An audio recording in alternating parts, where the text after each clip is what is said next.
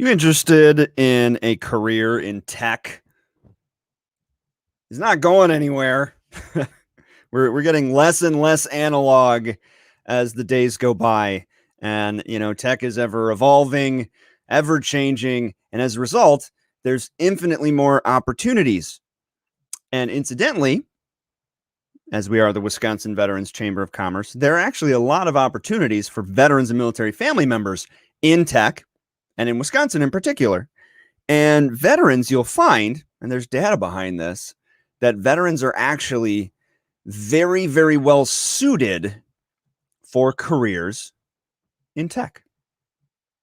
But you probably already knew that. And careers in tech, whether they have experience in it or not, there are an abundance of apprenticeship opportunities for our veterans and military family members. And we're going to talk about all those. Pretty exciting stuff. Appreciate you joining us. We're going to dive right into it right after this.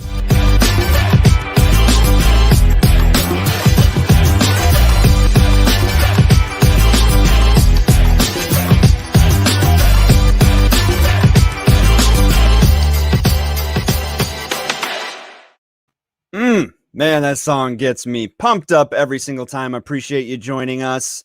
Let's dive right in and introduce our guests. We have Ethan from Apprenti and Laura. Did I say Apprenti right? You did. You nailed it. I did. Okay. So Ethan from Apprenti and Laura from the Milwaukee Tech Coalition. Welcome to the both of you. Thanks for having me. Yeah. Thanks for having us. Yeah. Welcome. And we just had another guest, like a surprise, just joined us right there. We have Owen Smith, who is here on behalf of Josh Johnson with the Wisconsin Apprenticeship. Wisconsin. Why did I say Washington? My goodness. The Wisconsin Apprenticeship, because you're with the Department of Workforce Development, correct? Correct. Thank you for having me. Excellent. You betcha. And we are live right now. For those of you that are watching, we are talking about tech apprenticeships, careers, jobs, opportunities, all things tech and employment related for veterans and military family members in the state of Wisconsin. There's a lot that we need to dive in here. And the three people that are here, Ethan and Laura and Owen, you are all involved in helping to bring veteran employment opportunities to the state of Wisconsin in the area of tech. But I'm going to go ahead and let you go around in a circle. We'll start with Ethan. Why don't you tell us a little bit about Apprenti and your role and what you do in the state of Wisconsin? Yeah, sure. Well, again, thanks for having me and bringing us all together. Hello, everyone. My name is Ethan Kenvarg. I'm a program manager with Apprenti. And essentially, our organization, we are a national organization that operates registered apprenticeship programs in tech. So what that means is we work with state and federal governments to stand up programs to train and employ people in careers such as software development, cybersecurity, IT support. The list is really extensive, but the best part of our program is that people with no or little tech experience are set up for success. So we provide you the training necessary to give you a foundation of tech skills. And then you actually get a year of what we call on-the-job training, where you are working as a full-time employee of an organization. We'll talk about what some of those organizations are later. But that is really fundamental for your growth and development as a professional in the world of tech. So that's what we do. We've been around nationally since 2016, and we are really happy to now have expanded to the state of Wisconsin. Outstanding. And on-the-job training, OJT. Veterans love their OJT. We know all about it. That's for sure. So excellent. And we will get into that, the large companies that you work with, in addition to veterans being very well suited for careers in tech, regardless of their MOS or AFSC when they're in the service. So Laura, tell us a little bit about yourself and the Milwaukee Tech Coalition. I'm Laura Schmidt. I'm the Chief Talent Development Officer for the Milwaukee Tech Coalition. We're a nonprofit in Milwaukee, Wisconsin. And our goal is to inclusively double the tech talent in our region. It's important for many, many reasons: economic development, life-changing jobs, making opportunity for people. But we have a really great place to live, work, and play. And so it's really a wonderful place to have veterans come and set up a life here. One of the things that we did right away is we started looking at apprenticeship as one of the workforce strategies that we wanted to invest time in. There's two different kinds. There's the federal registered apprenticeship, and there are state registered apprenticeships. And we did not have, the infrastructure that we needed to really take off tech apprenticeships initially. And so we partnered with the Department of Workforce Development to think about how we could grow capacity for tech apprenticeships. And I just want to give a quick shout out, since Joshua couldn't join us today, to Joshua Johnson. He's the director of Wisconsin Apprenticeship and was really critical at providing the leadership to allow us to partner with Apprenti, who was based out of Seattle, and bring them to the Milwaukee region to be able to make these opportunities available. Outside of apprenticeship, we have a lot of other and upskilling opportunities that are available in the region that also support our veteran population. And so that would include Dev 10, which does reskilling into software roles for those that might have a college degree. We have New Horizons that does upskilling for those that just need a little extra support to be able to take on a new role. So there's a wide variety of different things that we do, but apprenticeship is uniquely tailored to our veteran population for a lot of reasons. And I'm really excited to partner with Ethan because he has so much experience in terms of trying to help vets transition into these roles. Outstanding. Yeah. And there are advantages to veterans that are transitioning into the roles, to include potential use of their GI Bill benefits in conjunction with on-the-job training, which we'll definitely get into. It's very important. Very important. I got a list of questions I'm already putting down here, but I want to get to know Owen a little bit. Owen with the Department of Workforce Development. Tell us what you do as far as the tech ecosystem and maybe the veteran employment ecosystem as well. You're muted right now. Thank you very much. You're good. You're good. I appreciate the invitation. And my role in the Wisconsin Apprenticeship is I am the senior policy analyst, and I help industry and occupations develop registered apprenticeship programs, often for the first time, either for an industry or the first time for an occupation. And I also coordinate we have 19 state advisory committees that are industry based, and I facilitate those as well. So, essentially, I would say registered apprenticeship, Wisconsin apprenticeship, driven by industry, and I'm one of our lead facilitators in helping industry develop the registered apprenticeships that suit their training needs. Outstanding. So we got 3 tech hotshots over here and career hotshots over here. I appreciate the 3 of you being here. Before I dive into some questions here, so we can get down into the nitty gritty on this, I just want to let everybody that's watching. Facebook, LinkedIn, YouTube, Twitch, no matter where you're watching, go ahead and give us a shout out, drop something in the comments. Let us know that you're there and you can hear us. Sometimes we run into issues with LinkedIn through StreamYard in our comments. StreamYard, if you're watching, you got to fix the LinkedIn comments. You guys are not, they're not talking well. You guys could use a tech apprenticeship sorry, that was a bit of a stretch, but StreamYard, we love you. You do great. And LinkedIn, we love you too. We just want you to play nice. So if you're in LinkedIn lands, go ahead and say howdy. Facebook too, I'd love to hear from you. And throw comments out. If you have questions, we are an open book. If you want to talk about tech, you want to talk about tech careers, you want to talk about the state of Wisconsin, you want to talk about the state of Aaron Rodgers and whether or not he's going to be joining us here for the next season with the Green Bay Packers. I guess we can talk about it. You probably don't want to hear me talk about it. I'm not well averse, but we're happy to chat with you. That's what we're here for. But I want to dive in I'm going to start with Laura. Why Wisconsin for tech? Why on earth? And the reason why I ask is because when we picture tech careers, when we picture tech hubs, we think of Silicon Valley, we think San Francisco, we think West Coast, maybe New York, maybe Chicago, but Milwaukee? Why Wisconsin? There's a lot of advantages to be in the Midwest. The quality of life here, the cost of living here, There actually is a term that we use for the tech scene in the Midwest or other non-coast cities, which is the Unvalley, Powder Keg. Unvalley, I like that. Yeah, the Unvalley. Not that there's anything wrong with being on the coast, but there's just a lot of really great quality of life reasons to be here.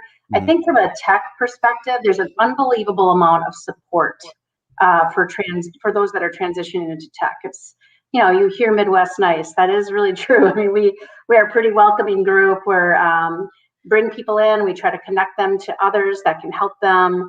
We want to make sure that they're successful. The Milwaukee MMAC, which is our business chamber here in the region, has a region of choice pledge, which really is all of the companies in the area that sign that pledge have really been devoted to diversity and diversifying their workforce. Obviously, the veteran population is a big part of that. So this commitment to being inclusive, providing support, being welcoming, those are really, really critical parts about why Wisconsin and why Milwaukee in particular. I mean, Milwaukee has a lot to offer. So one of the things that's coming out later on this summer is a Choose Milwaukee site, which actually goes into the community. It goes into what it's like to live here. It goes into the tech scene, how you connect to communities that help you find your place and your people. And so that's all intended to just be as welcoming, as inclusive as we can. So there's a lot of reasons to love tech in Milwaukee. We have startup incubators here. We have idea stage where you don't even have to have any capital yet. You just have an idea about something cool you want to do in tech. We will help you with that. So those are all things that are really important to us. So you can check out Milwaukee Tech's 4M incubator if you're ever interested in just having an idea and getting it off the ground and having free support. It's a free program for those that just want to see if they have an idea worth exploring. So those are all some of the reasons.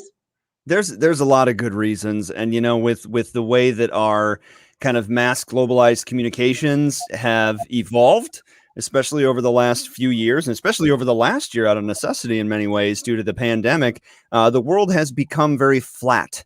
And all of a sudden, we don't necessarily need to be in on the West Coast to have access to or to share our talent with industries that might have in the past been located in very, very expensive places to live. You talk about buying a house on the West Coast or in San Francisco area or whatever versus buying a house in Milwaukee, and there's no comparison. Owen, do you have anything that you want to add about why Wisconsin? And then I got to ask Ethan, because he's out in Boston, and see what his perception is. You don't need to single me out like that. Yeah, see what his perception is from the outside looking in. But let's talk to Owen about this first. Why Wisconsin, and why tech in Wisconsin? Wow, it's a great question. I would say certainly why Wisconsin? Well, because we've been a national leader in registered apprenticeship since 1911. Our state model of apprenticeship is the model that informed the federal model that is in existence today. We have the flexibility to create registered apprenticeship programs for specific employers, groups of employers, or a program that could be applied statewide. And as far as why Wisconsin in tech as well, from our labor market information data, we're seeing a lot of projected growth, both in positions becoming available as well as earnings. And most importantly, industry in tech in Wisconsin asked us to develop programs for them. And with that, I'm looking forward to hearing from Ethan as well. Yeah, Ethan, from a guy out there on the East Coast, why Wisconsin? Tell us why you love Wisconsin. Well, I was telling Adam before we got started here, I lived in the Midwest for quite some time. I went to college in Iowa and lived in Chicago for about 7 years and spent a lot of time in Wisconsin as a result. So it is a great state. It is a beautiful state. But most importantly, that's correct. Yes, nailed it. I would say most importantly, this idea that, and everybody's really addressed this so far, but this idea that tech has to be located in one place or another is ridiculous to begin with, but also being completely broken apart over the last year and a half, especially as we've been in this kind of COVID pandemic, everybody's working remotely kind of mode.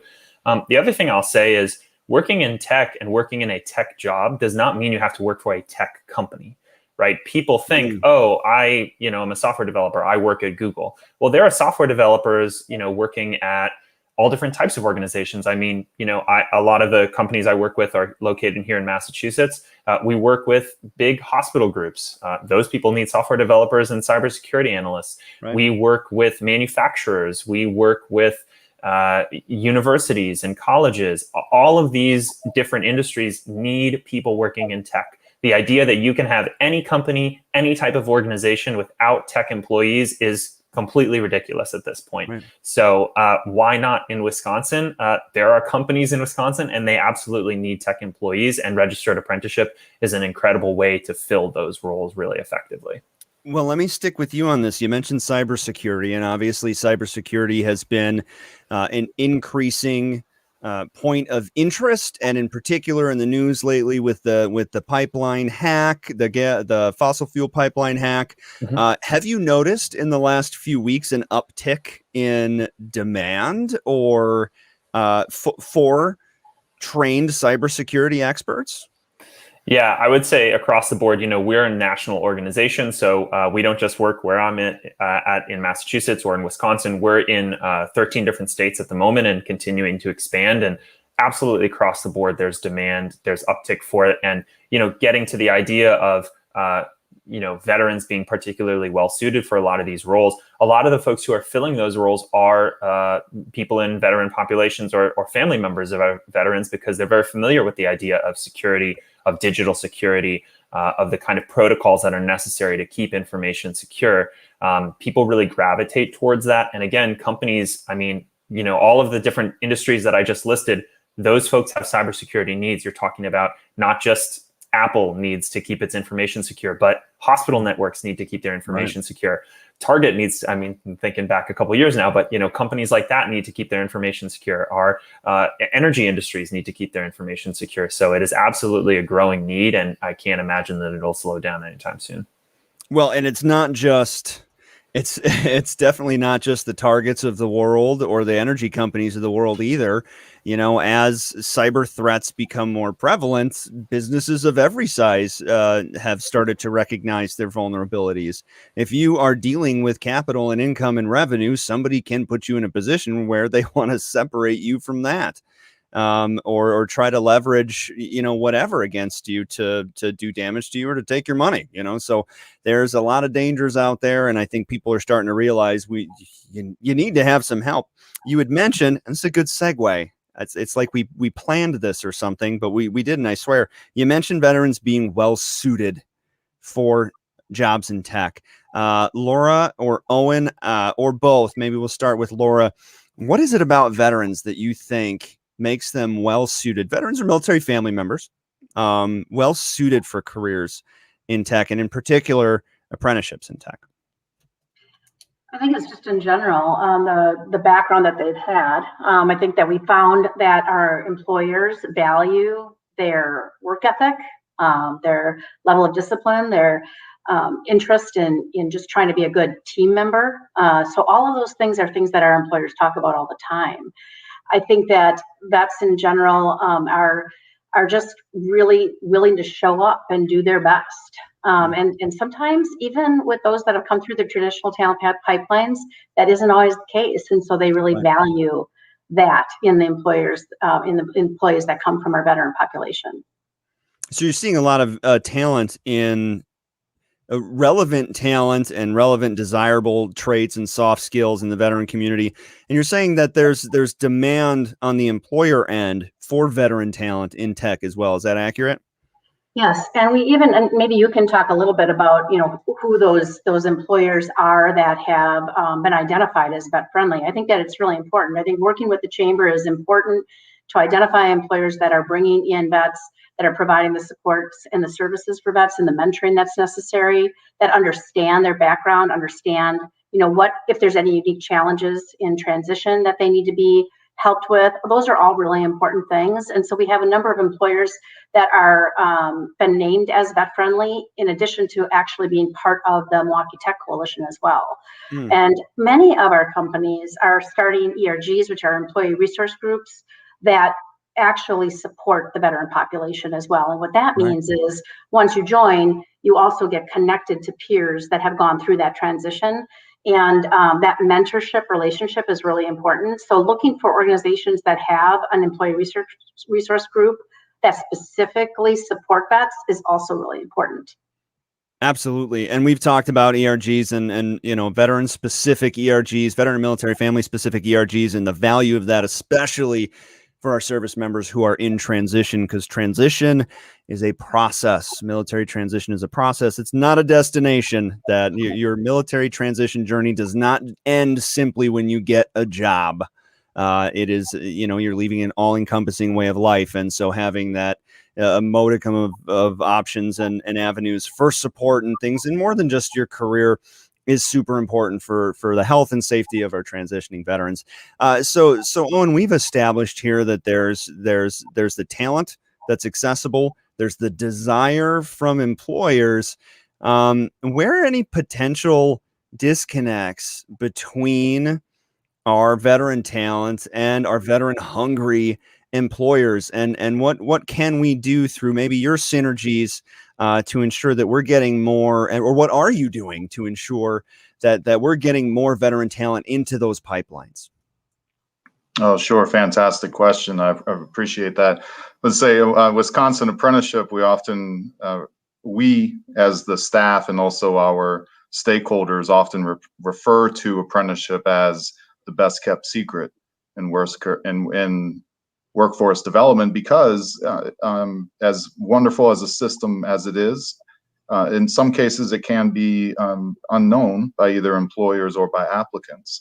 So the Wisconsin Apprenticeship, we have nearly 20 field staff that are, their primary responsibilities are to outreach to both applicants, potential applicants, industry organizations, which would include veterans representation, or the ERGs that you mentioned, and employers as well, to inform them about registered apprenticeship.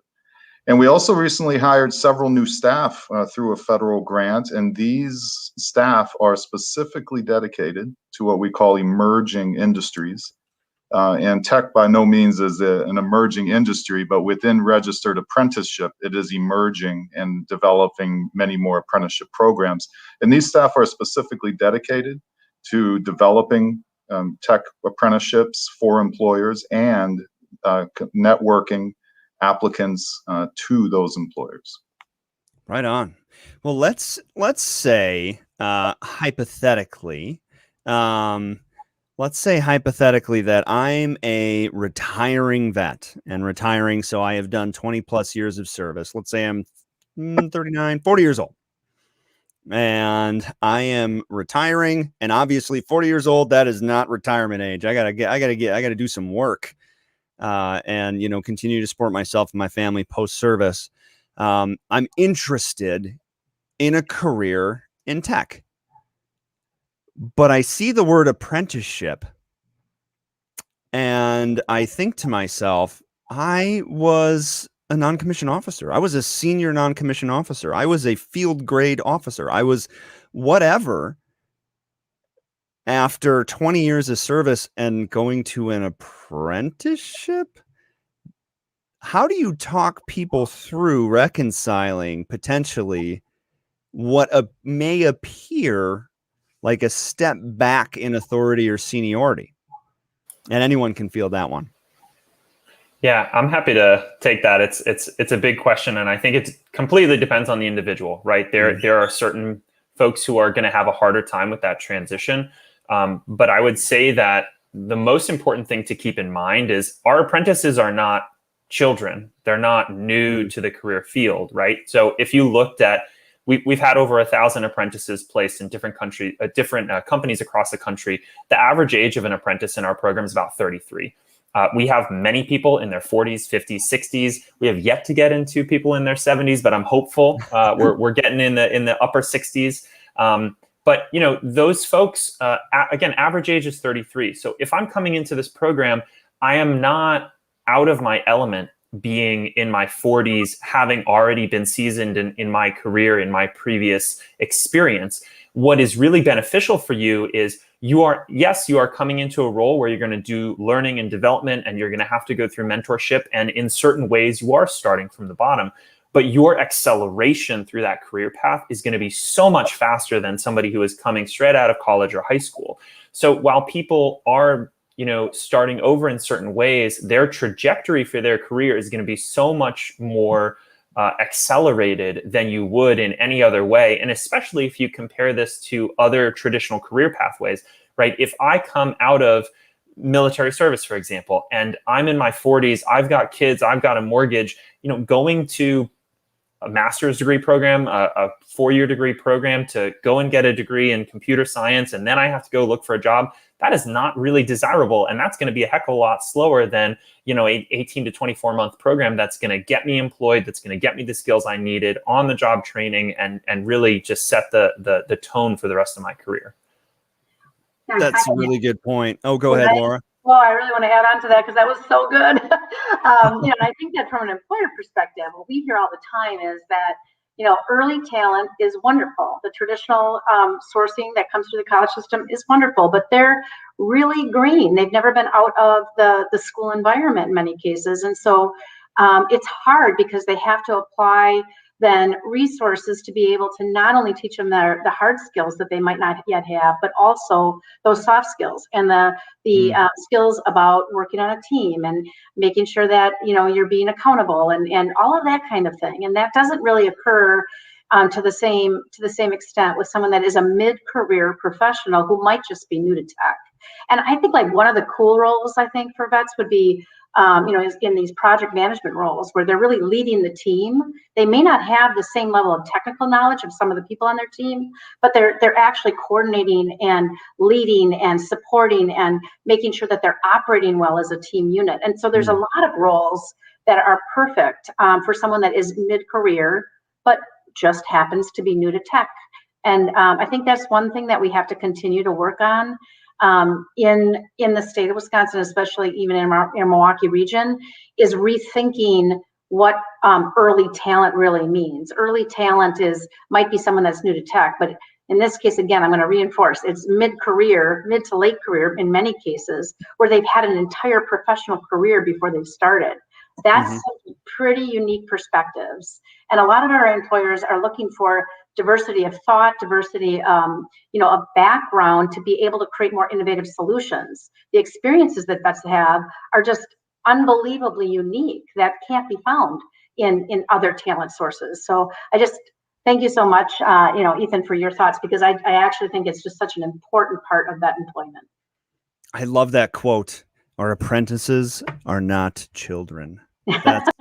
That was that both of you, that was fantastic. A lot of veterans have a hard time when they transition, coming to terms with the potentiality of taking a step back in seniority post-service. And a lot of them have a hard time with starting over. You see it a lot, especially in senior non-commissioned officers and high-ranking commissioned officers as well. Fun statistic for today, 71%. Veterans are 71% more likely to take a step back in seniority post-service than other non-veteran career transitioners, which is very interesting. And I'm not telling all veterans, like, you're transitioning, you're starting at the bottom. That's not what I'm saying, because I've seen people, go lateral move. I've seen people go up. However, I would tell people not to be averse, especially if you're doing a career change of technical skills and technical abilities that you need to learn. Don't avoid taking a step back, so to speak, because the way that you will rise and advance will be light years more rapid. I mean, that's warp speed compared to other people. And a lot of times it has to do with ego. Which, the ego is the enemy is the thing there. I struggled with it, kind of the feeling that I was starting over. I already paid my dues. I got to do it again. I had to kick my ego to the curb and whatnot. But apprenticeships should not be a gut blow to your ego. Apprenticeships are an opportunity to gain those technical skills so you can put a good career together post-service. So let's say I've reconciled that idea as a veteran. I'm still that 39, 40-year-old veteran who's retired in transition, and I want to get a job in tech in the beautiful state of Wisconsin. But I'm worried about, what am I going to do about money? I am going from, I'm an E7, I'm an E8, I'm making X amount of dollars, I'm supporting my family, and now I'm transitioning out to an apprenticeship. Am I getting paid here? What closes the gap between the two of those things? Can I use my GI Bill benefits to supplement? You can. I'm just asking because I'm setting that up. Of course you can. But how do I ensure that I'm not taking a big, gut punch to the pocketbook there, and anyone can feel this? I'm happy to address that. Yeah. So there are a number of ways that, especially within the world of registered apprenticeship, folks don't have to take that hit to the pocketbook. So first of all, as I'm sure Owen can speak to, there is a lot of funding for registered apprenticeship programs from state and federal governments. And what that means is not only are we giving a good deal to employers who are looking for ways to bring talent in effectively and train these people at a low cost, but we are able to make our programs free for people who are entering them the vast majority of the time. So an apprentice in our program is not going to need to pay anything for the cost of their training. On top of that, very often employers will actually provide stipends for people while they're in training. And then once they transition onto the job, as I said before, this is full-time employment. So yes, you are doing OJT, but that OJT is not for free. You're not an intern. I have to tell people this all the time. These are not interns. These are working professionals. Yes, they are learning. Yes, they are growing and developing, but you are getting paid a great wage. You are getting benefited. You are getting a 401k. You're getting all those benefits that you would typically as a normal employee. And then by the end of this apprenticeship, you're going to ideally transition into that permanent role where you're going to see your wages go up even more. If you looked at the median wage of an apprentice who's retained by their host company at the end of the program, which about 85% of our apprentices are, you're looking at a median income of $90,000 a year. Whoa. Which is pretty good. I'd take that. I would definitely take that. And in the state of Wisconsin, I'd definitely take that. That's great. Well, thank you for answering that. I mean, so what you're saying is paid apprenticeships. There are a lot of stipends you can use in a lot of certified apprenticeship programs. You can use your GI Bill because that on-the-job training period is technically technical training, and you can get that E5 plus dependent BAH like anyone in like anyone using their post 9/11 GI Bill can. And Laura just shared with me this great informational link that I'm going to go ahead and scroll across the bottom. Y'all are giving me some great information that you can learn more about certified apprenticeship programs and any stipends that are involved, especially for our veteran pals. And an issue that veterans have post-service, as a lot of people do in their first maybe post-college gig or their first career change gig, a lot of issues that people have is retention. The percentage of folks that are in a career transition, and veterans are no exception, that last 2 years in their first post-transition job it's very low. But there's a difference between that isn't necessarily the case for veterans in tech and through apprenticeship programs. Owen, can you tell us about the retention for veteran apprentices? Oh my gosh. Let me try that again. Could you tell us about retention for veterans in apprenticeship programs? Say that 10 times fast. Retention for veterans in apprenticeship programs. Oh, so you did it better than I. Okay. Right. Yes. I appreciate that question a lot because we certainly there's a lot of interest in retention rates among apprentices in different sectors of the economy, and particularly with veterans. What I will share across the board is that two facts. One, first, registered apprenticeship as a training model. Okay, it's highly sought after because it produces highly competent workers, and so as a training model, it has a very high retention rate. and the retention rate is very high in terms of apprentices continuing in the occupation. And then very high, from what we hear anecdotally, that those apprentices then, as skilled workers, fully graduated skilled workers, stay with the employers. We have data only on individuals when they are in apprenticeship status, but the stakeholders we have support that those apprentices retain their employment. In fact, the training model, very much like the military, and in fact, our learning theory and our experiential design theory models, and in fact came from military educational studies. And I would say the very culture of apprenticeship, of the employer investing in an apprentice, very similar to the military, and instills the same type of loyalty and values in the apprentice of the company. And so apprentices commonly graduate and feel feel loyal, and in fact feel invested in, and so they stay with their employers for long periods of time. That's an exceptional point. And so retention affects the bottom line. If you have a revolving door of new employees and you keep having to train them, not only is your overall quality going to be poor, your institutional knowledge and continuity is also going to be poor. And then you're going to spend all this time and money training new people. My goodness. So retainability and retention is huge. I don't care if you're in a small, medium, or large industry. It's huge.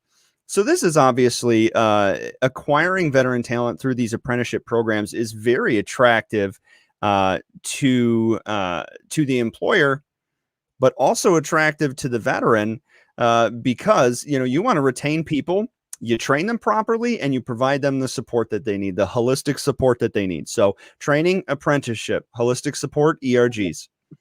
I mean, you're checking every box with the way that the three of you are synergizing here. And I think that's spectacular.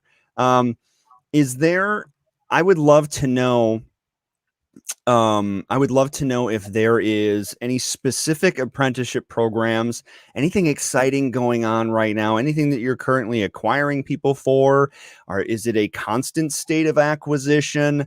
As we're kind of rounding third here on this chat, and I feel like I could talk to you for hours. All three of you, you're spectacular. Is there anything else you want to add about what's happening right now? And for anyone that may be listening, that's like, I either know a guy or gal, or I am a guy or gal that wants to make this transition in this fashion. Let's start with Laura, because you're unmuted. Oh, good. Well, actually, a couple things. From the employer perspective, the coalition received a $385,000 grant from our Wisconsin Fast Forward program at the state level to provide employer incentives so that we reduce the cost or the risk to employers who choose to sponsor an apprentice. And so that's really huge. And so we were really thankful. We were the only recipient in the tech sector in that round. Nice. We were the largest recipient. And so from the employer perspective, that's great news. We did actually start a cohort March 1st with Apprenti in the software analyst, software developer career code or career category. And our champion of that cohort was Kohl's Corporate.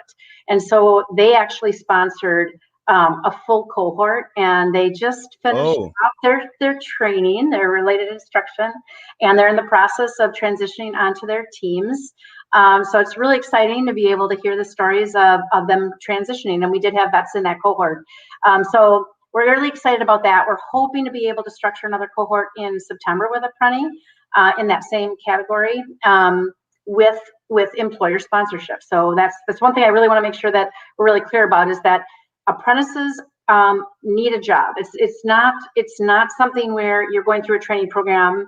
It is a job offer, and it is an employer committing to that apprentice that they're willing to support them through their OJT period. And so we need employers to sponsor those apprentices going forward in order for the program to work. So I just want to put that shout out there.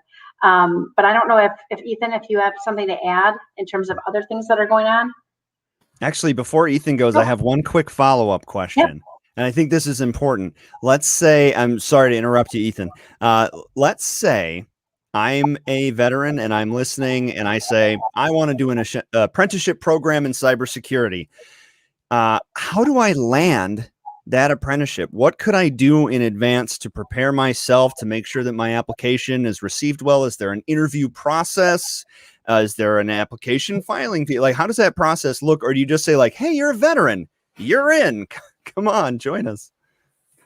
Yeah, I can speak to that. Sure. So the process that we typically go through is great, but it is very unique. So this is another point in the process where people might say, oh, this is a little different than I expected. So yes, we are a tech apprenticeship program. Apprenti welcomes everyone into our program who is at least 18 years of age or older, has a high school diploma, and is registered to work in the US. The first thing you're going to want to do is go to our website. That is apprenticareers.org. And there you're going to find a lot of information about what we do. You're going to find some videos and some other resources. But the most important thing is you're going to go and you're going to take an assessment. This is not a technical assessment. It is a basic test of your math, reading, writing, social skills.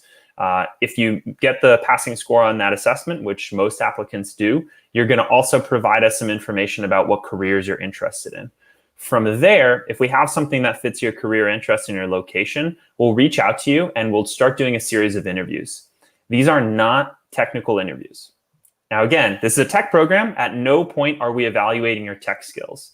And that seems a little weird. And the reason it seems weird is because you think, I have to be good at tech. I have to know a bunch of tech stuff. That is not the case. You have to be passionate about tech. You have to want to get into tech. But we are going to provide you the training necessary for you to be successful, to gain those tech skills. So all throughout this process, what we're evaluating are people's behavioral characteristics. Do you have grit? Do you have determination? Do you have the ability to work on a team? Do you have the ability to collaborate with others? If so, you'll move through our interview process. You'll meet with an employer. As Laura mentioned, there is employment guaranteed as part of this program. So the last step in the process is you'll interview with the employer. Again, it's not a technical interview. And in fact, in order to make this process as equitable as possible, we don't even provide resumes.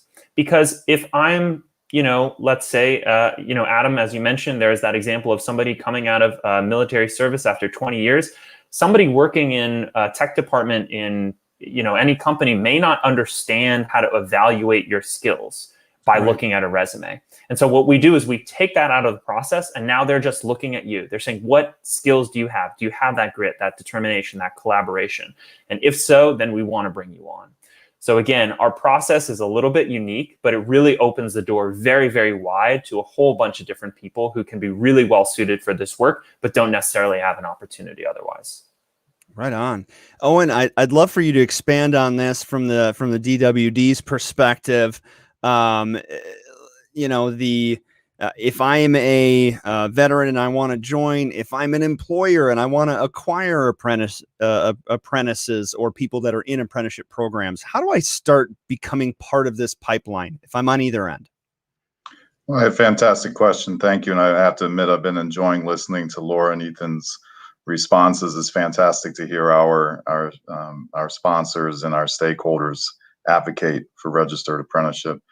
If you are an employer and you want to join registered apprenticeship, our website, which is scrolling on the bottom of your screen, as well as our site, you could also visit wisconsinapprenticeship.org. It will redirect you automatically to this site.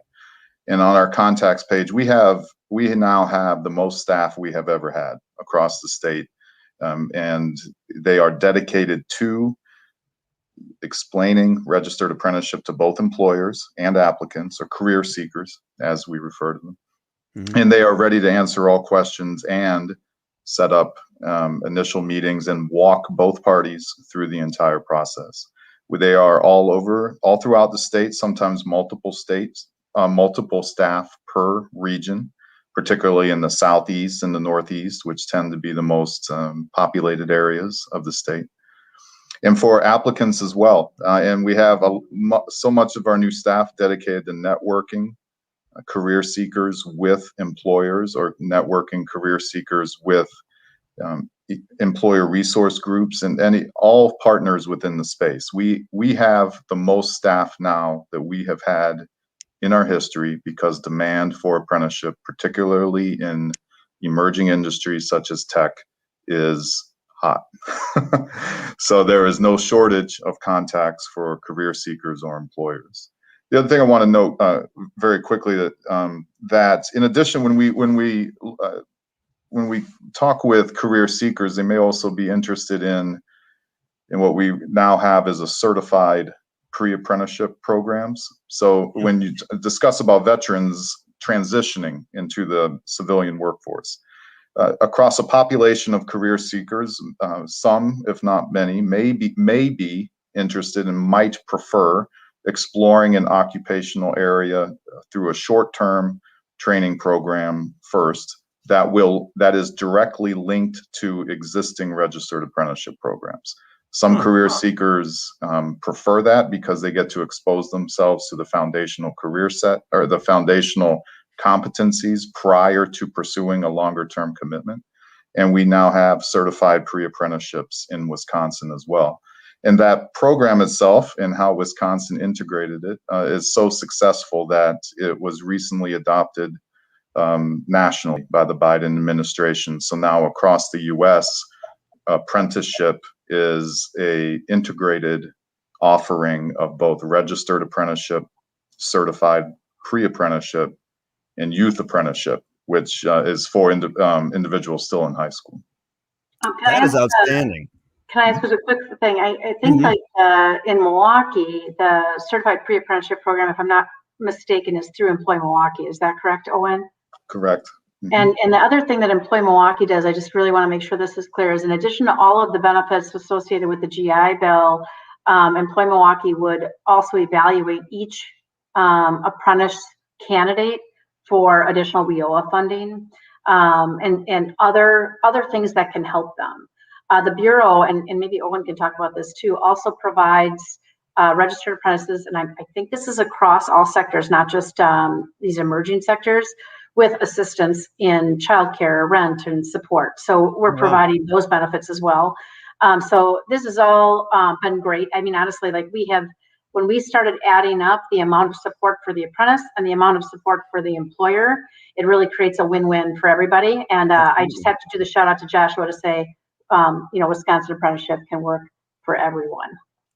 You know, it's cool. The pre-apprenticeship program is something that I'd never heard of before. But, you know, if you're in a space where you're saying, I think I would like to go into a career in tech, but I'm not 100% sure. Some of us, when we're transitioning, I've been there, don't know what we want to be when we grow up, and we go through that thing, you know. And if you've been there, you know, you're scrolling through Indeed, you know, you've got 6 months left in service, and you're like, I could do that. I could do that. I could maybe do that, which is, you know, if you're applying for those jobs, that's an exercise in futility. But a pre-apprenticeship program for something that you're interested in and could potentially be suited for, that's also a win-win. That is a risk-free proposition and a foot in the door for one of these great paying opportunities. We're getting close to running out of time, so which is a shame, because I feel like we should all chat again. We should do this again sometime for sure. Real quick round robin. Let's start with Ethan. If you have one last thing you want to throw out in one quick minute here. Yeah, sure. So thanks for having us. I really always love talking about Apprenti, as you can tell, and just registered apprenticeship in general. I'd say that, you know, Adam, to your point, not knowing what you want to be when you grow up, you know, I still don't know what I want to be completely frank. And that's, you know, you're not alone. So know that, you know, we've talked about cybersecurity, we've talked about software development. There are so many other career paths out there in tech and outside of tech. So, you know, if tech doesn't sound great, but the idea of an apprenticeship sounds great, you know, Owen has you covered, right? The Department of Workforce Development is doing such amazing work in Wisconsin, and different workforce development organizations in the state and throughout the country are doing amazing things. You know, you can do IT support, you can do cloud operations engineering, you can do a business analytics, you can do project management. There are all different types of opportunities, you know, UI, UX, like you hear about these things and you think that's so pie in the sky, I could never do that. Registered apprenticeship is the way to get yourself into a career that you want. And if you want to explore, there's pre-apprenticeships. And, you know, if you want to learn more, you can always talk to any of us. You can go to the websites that you've seen. And I really encourage you to check all of these resources out. You betcha. Yeah, that's I didn't know that there were program manager apprenticeships out there too. So that's also an attractive thing for an attractive thing for veterans. Veterans are good at project management. It almost seems like, we're not a monolith. I know, I'm not speaking for all veterans, but veterans are typically well suited for careers in project management. That's great. I appreciate your insights today, Ethan. Laura, what have you got here in closing thoughts? I just want to say thank you so much for having us. And I have to do a huge shout out to the Department of Workforce Development, Wisconsin Fast Forward, and Apprenti, because these collaborations and this partnering is what makes things happen. Organizations can't do this kind of work alone. It's complicated, but it's really important and valuable work. And I also just want to make sure that there's anyone that's considering an opportunity in tech in Wisconsin, I just want you to know that the Milwaukee Tech ecosystem has a place for you. Your unique skills and strengths are valued, and we really just want to see you be supported and thrive. So just please reach out if you have any questions at all, but know that there's a place in the Milwaukee Tech ecosystem for you. Excellent. Well said. And we got good food too. And the cost of living is low and we're friendly here. You betcha, Laura. Owen, what have you got here for closing thoughts? Sure. Well, I would say we were saying that we celebrate career seekers' responsible choice to enter the workforce, particularly through registered apprenticeship. Registered apprenticeship produces highly competent, highly competitive workers that have a lot of career advantages. And I oversee 20 state advisory committees, from agriculture to manufacturing to cosmetology to construction to tech. Tech is hot, tech is growing. There will likely be more registered apprenticeship programs in tech this year. And regardless of the occupation, regardless of the industry, what we hear frequently from employers is that they want responsible career seekers with a work ethic, and they're all interested in veterans. So veterans pursuing a registered apprenticeship or certified pre-apprenticeship, I believe, will celebrate their choice. Very cool. Well, Owen, Laura, Ethan, appreciate the three of you very much and for your time today. I'm going to ask you to hang on the line for just one more minute. Wow, that was super informative. If you are a career transitioner, whether you're transitioning out of the military or transitioning, maybe your post-service career isn't what you had in mind. You want to go into program management. You want to go into tech. You want to go into cybersecurity, IT systems management, cloud computing, software development, or even just try it out. These are opportunities that are available to you, and you don't have to take an ego gut punch of going back to being, you're not a baby. Apprentices aren't school kids. And you don't have to take a gut punch to the pocketbook either. This is it. They're looking for people like you right now. They want veteran talent.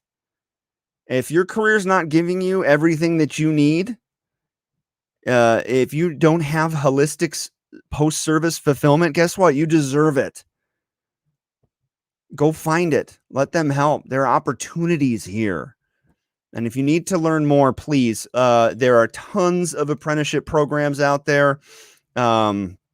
Dig in with our friends at Department of Workforce Development, Milwaukee Tech.